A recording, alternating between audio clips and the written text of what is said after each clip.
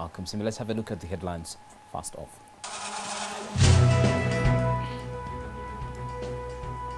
The former local government permanent secretary John Kashaka will today be sentenced by the anti-corruption court.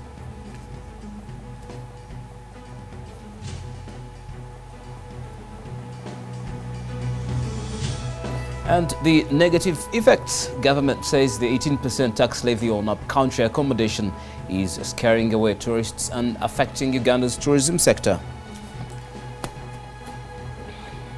Also coming up, more charges for Rakai. The Raleigh ace and businessman faces murder charges in Masaka in addition to the raft of accusations against him.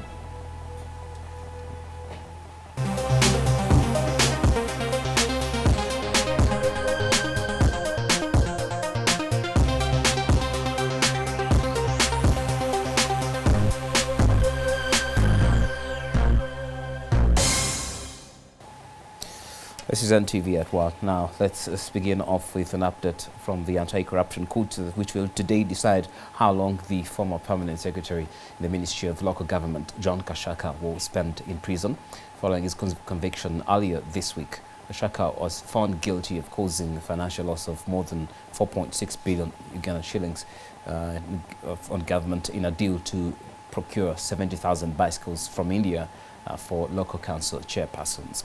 Kashaka and 5 others will face justice, Catherine Bamgemerie, at 2 o'clock for sentencing. He, together with Henry Bamtura, Robert Mwebaze, Sam Emorut, Erongot, Timothy Mishere and Adam Aluma were found guilty of causing government a financial loss in billions of shillings, abuse of office and neglect of duty. The maximum penalty for causing financial loss is 14 years in jail, although the fate Kashaka and his accomplices face remains at the discretion of the judge. In her ruling, Justice Bamgemerie observed that Aman Industry Tools and Equipment Limited, or Airtel, the company contracted to supply the 70,000 bicycles, was a sham and was formed 5 days after an advertisement appeared in the media inviting bids for supply of the bicycles. This, she said, was formed to facilitate the fraud process since Airtel did not have any prior business records. The bicycles were meant to be used by local councils and parish chairpersons for government activities ahead of the 2011 general election. The Minister for Tourism, Maria Mutangamba, says that the 18% tax levy on up-country accommodation is carrying away tourists and affecting Uganda's tourism sector. The tax was included in this financial year's budget. In its argument, government wants to improve on up-country hotel and resort facilities, which in return will attract more tourists. The minister was speaking at the launch of the Kinkizi tourism circuit that is aimed at promoting domestic tourism in the area. Since its reinstatement in June, tour company operators have been calling for the scrapping of the tax, arguing that it will scale down tourism in the country. According to the tourism minister, Maria Mutagamba, negotiations are underway with the finance ministry to see if alternative funds can be found to replace the contentious tax. Of course, it affects the tour operators because the tour operator who received the money last year for tourists who come in December cannot charge that 18% on money already paid. So that means he will go to pay out of his pocket. So those are the negotiations. They are still ongoing, and as I leave this place, we are going into the negotiations again. I hope that we'll be able to change. That is, if finance can find money elsewhere, that will substitute what they hoped to get from tourism hotel. And according to Chiriga, Rakai faces murder charges, assault and defamation among the several offences lined up against him. Is implicated in the murder of Pastor Mugambi alongside 8 other family members in Chebe, Rakai district on January 15th, 2013. A murder which shocked the nation. Police have arrested and remanded another 6 suspects in connection with the murder. Chiriga says Rakai will appear before the magistrate's court in Rakai where he committed the offences.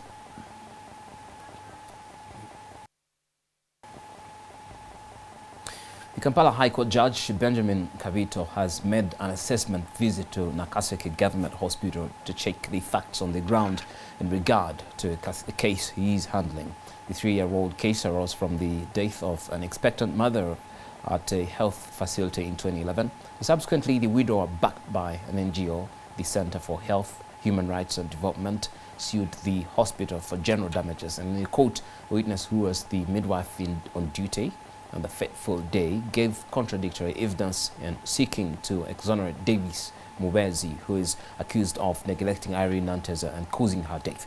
The judge's visit was aimed at ascertaining the evidence provided in the ongoing case. On 5th May 2011, Irene Nanteza was rushed here to Nakaseke Hospital to deliver her baby, but she did not make it. She died alongside her unborn child. Nanteza was in labor for about 5 hours and later needed an operation, but the doctor who was on duty then, one Davis Mubezi, could not be found to help her deliver. The deaths prompted an NGO, the Center for Health, Human Rights and Development, to sue the doctor alongside the hospital for criminal negligence that led to Nanteza's death. High Court Judge Benjamin Kabito, who is hearing the case, visited the hospital for an on-the-spot assessment of the facility.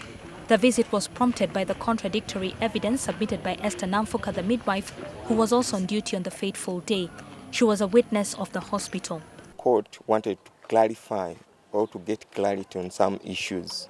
Where is the theatre? Where are these offices? Where is the maternity ward?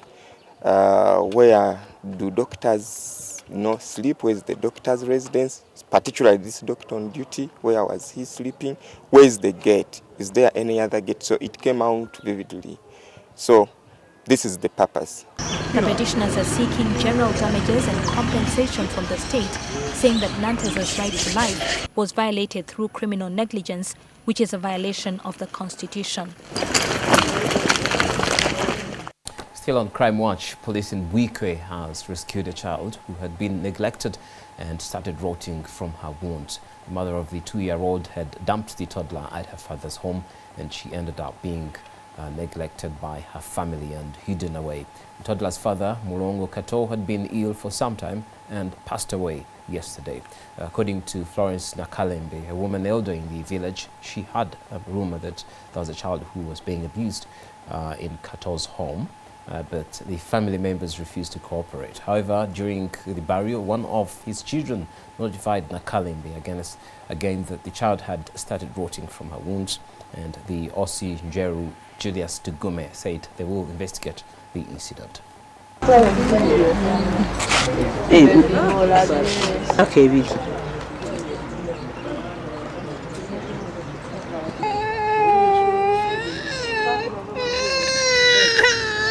Badde tuzze mu kuziika naye nga baatulipotingirako nti awaka waliwo omwana ne tugezaako okunoonya omwana oyo n'abula ne tubuuzaako awaka ne batugamba nti tewali mwana. Kati olwali tubadde tuzze okuziika paka akaana akato ke kazze ne kambuulira nze. Kati akaana ne kajja ne kagamba jangu nkulage we baakweka omwana mu nnyumba mwabeera. Paka olwenvuddewo mpolampola ne ŋŋenda. Ne mugamba waliwo mu nnyumba omwana, mpa omwana. Woogaanira manya poliisi ekwetoolodde. Wano bamaze paka lwajjeyo omwana n'amuteeka awo. Okumusumulula omwana apama ne bamwongerako ebiveera banne ebiveera bye bamupakirako bye bamusabika nga bindowooza wa nnaku ng'ezi nnaku nga 3. Omwana ng'avaamu ekivundu era nga bw'omulaba bw'ati akamuka amazzi. Kati awo alagenda kukuwa ekirabo. The family had neglected the kid after the mother brought the kid and dumped her there. So the family didn't take care and they ignored the kid. Instead, they followed the person who was bad off. Now, first husband, she makes some extra income from sewing clothes. Albinos remain one of the minority groups that continue to suffer myths and beliefs that put their lives at risk.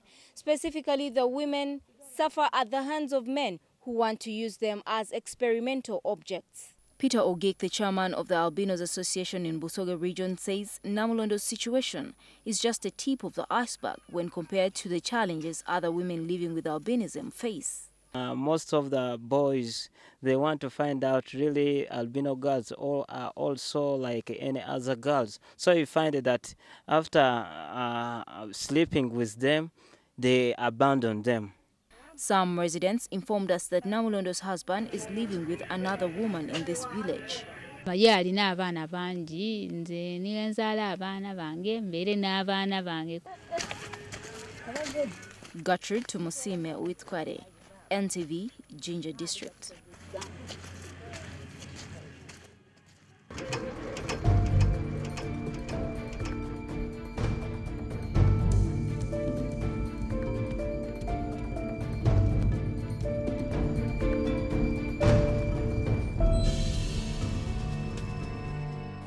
Thank you, Gertrude. Let's have a look at what's happening in the world from the world of sports. Now, Nigeria have been given the 17th July deadline to reinstate the sacked board of the Nigerian Football Federation after the Federation of International Football Association extended it by 2 days. And Toni Kroos has completed his £24 million move to Real Madrid from Bayern Munich.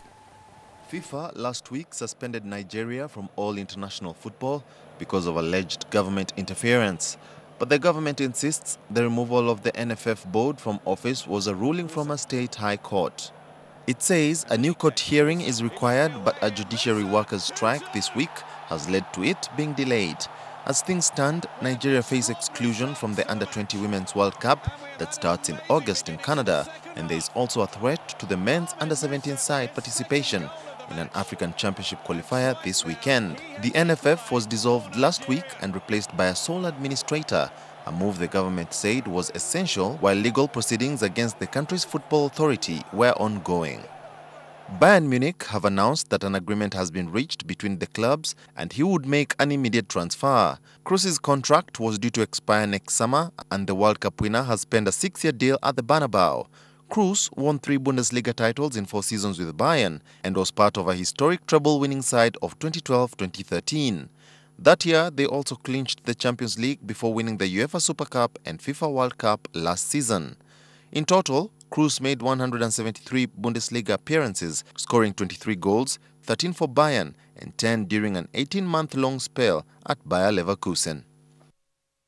And that is on sports, and of course the transfers. There's more coming up from Studio B, where Ismail Daka Chigongo and a team are there to bring us on what's happening in the world of sport. But an update now, just before we go, Ismail.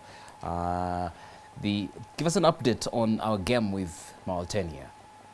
That game comes up. Any changes in the team? Are there any professionals who have arrived, and now are we likely to really fare in that game? Malcolm, that game is in about 48 hours because it comes up on Saturday. The Mauritanians are already in town, and Mitchell will not have the luxury of having Khalid Aucho in the team because he's suspended. But Geoffrey Massa is around. Godfrey Walusimbi returns to the side. Remember, Godfrey Walusimbi missed the last game because he was suspended with that red card he had against Senegal. So Godfrey Walusimbi joins the team. That should be a big bonus. But the big debate, Malcolm, when we get into Omomoli, will be about where will the goals come from. They didn't play very well on Tuesday. We have, you said Massa is around. Yes, he is. DJ Drogba, Ugandan DJ Drogba, we expect him. And the fans, somehow, there are fans, a section of fans. What is it with the fans and Massa? And I don't know, what exactly is it? Is it that he doesn't score on time? Is it that he doesn't see it net more often? What exactly is wrong with the fans and Massa?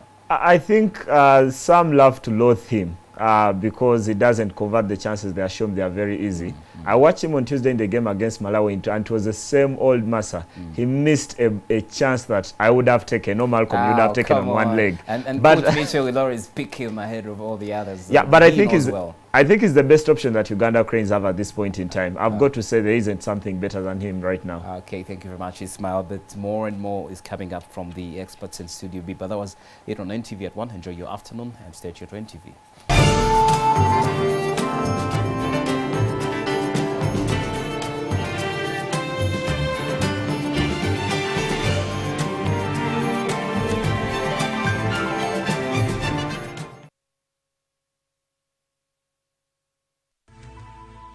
NTV, turning on your world.